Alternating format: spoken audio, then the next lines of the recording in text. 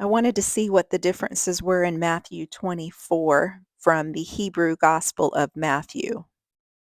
The back of this book says for centuries, the Jewish community in Europe possessed a copy of Matthew in the Hebrew language.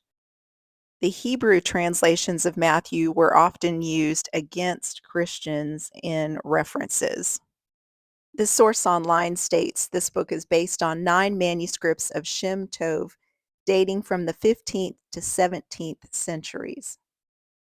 Wikipedia's Shem Tov's Hebrew Gospel of Matthew definition says it's the oldest extant, meaning existing, Hebrew version of the Gospel of Matthew. It was included in the 14th century work Ibn Bohan, it was called the Touchstone, by a Spanish Jewish rabbi. A quick description of what the Touchstone was: it was an anti-Christian religious treatise. While the Hebrew translation of Matthew was originally used more as an anti-Christian resource, some of the people who were Christians looked into what this version of the Gospel of Matthew said. There are a few translations of Matthew in Hebrew, and there are different opinions as to whether it's even legitimate.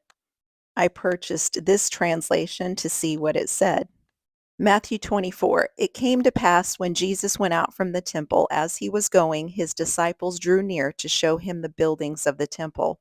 He said, "You see all these? Truly I say to you that all will be destroyed, and there will not be left one stone upon another." As he sat on the Mount of Olives opposite the temple, Peter, John, and Andrew asked him secretly, "When will all these things be, and what will be the sign when all these matters will take place, or when they will begin, and when will be the end of the world and your coming?"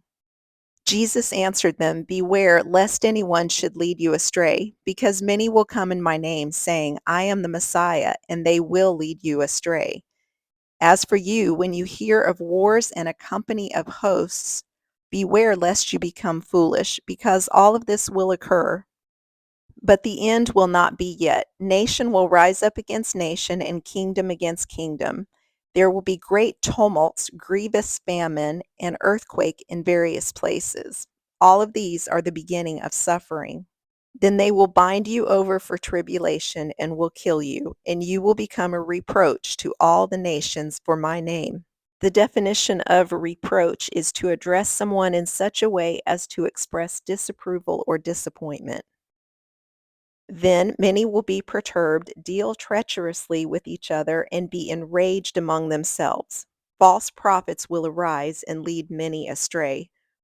When wickedness multiplies, the love of many will grow faint. Whoever waits until the end will be saved. And this gospel, that is Evangeli, will be preached in all the earth for a witness concerning me to all the nations, and then the end will come. The closest meaning I found to the word Evangeli is evangelical, gospel, good news. This is the Antichrist, and this is the abomination which desolates, which was spoken of by Daniel as standing in the holy place. Let the one who reads understand. Then those who are in Judah, let them flee to the mountains. He who is upon the house, let him not come down to take anything out of his house. He who is in the field, let him not turn back to take his garment.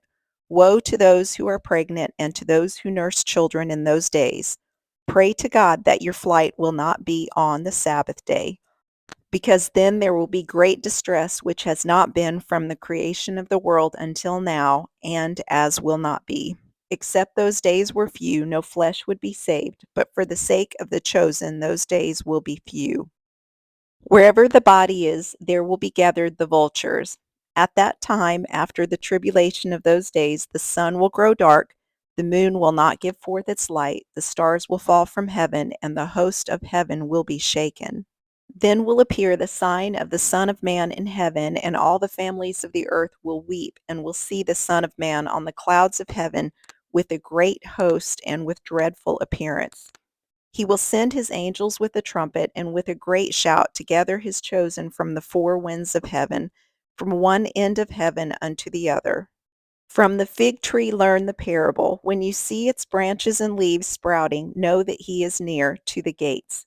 Truly I say to you, this generation will not pass away until all these things have been done.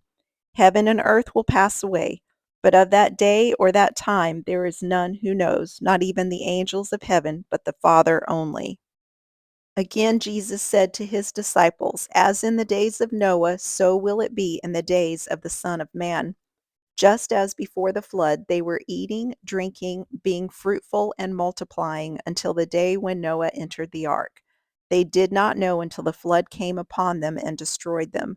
So will be the coming of the Son of Man. Then, if there shall be two plowing in a field, one righteous and the other evil, the one will be taken and the other left. Two women will be grinding at a mill, one will be taken and the other left. This is because the angels at the end of the world will remove the stumbling blocks from the world and will separate the good from the evil." Then Jesus said to his disciples, "Therefore watch with me, because you do not know at what hour your Lord is coming. This you know, if one knew at what hour the thief was coming, he would watch and not allow him to dig into his house. So you should be prepared, because you do not know at what hour the Son of Man is going to come." What do you think of the faithful and wise servant whose Lord places him over the children to give them food in its time? Blessed is that servant whose Lord finds him doing thus when he comes. Truly I say to you that he will place him over his children. But if that servant should be evil and should say in his heart, "My Lord is late in coming," and should begin to beat the servants of his Lord, and should eat and drink with gluttons, his Lord will come in a day for which he does not wait, and at a time which he does not know. He will divide him and place his portion with the hypocrites.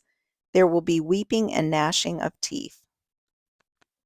One difference I noticed was it did not mention anything about praying that your flight not be in the winter. I found this one intriguing, though. When you hear of wars and a company of hosts, beware lest you become foolish. A company of hosts sounds to me like it could almost be talking about aliens, which sounds kind of crazy, except for some of the stuff you see on the news now anyway. We believe we have crashed craft, stated earlier. Do we have the bodies of the pilots who piloted this craft? As I've stated publicly already in my News Nation interview, biologics came with some of these recoveries. Were they, I guess, human or non-human biologics? Non-human, and that was the assessment of people with direct knowledge on the program I talked to that are currently still on the program.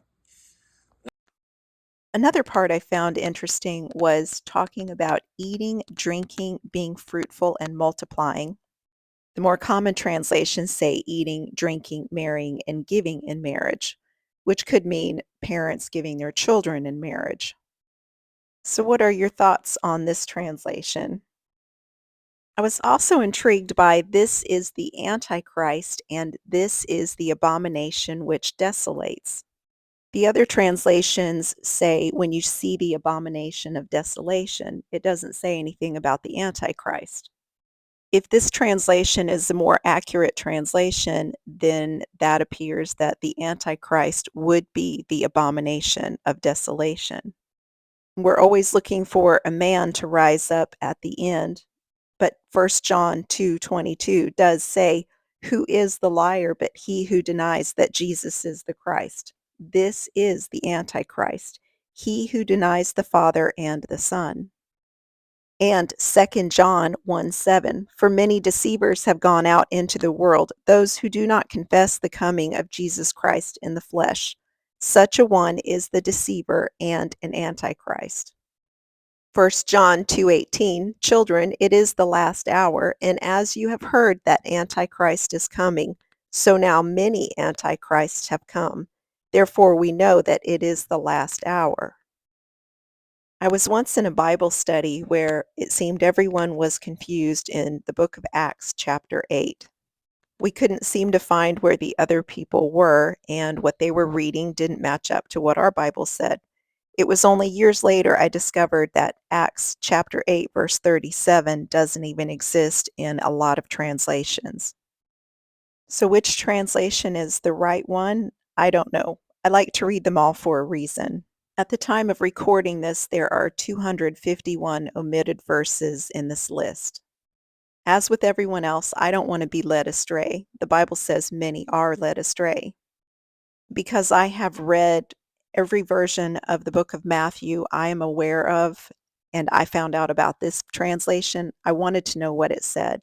I'm not vouching for its authenticity. I'm just sharing what I looked at. Thank you for watching. I hope you have a great day.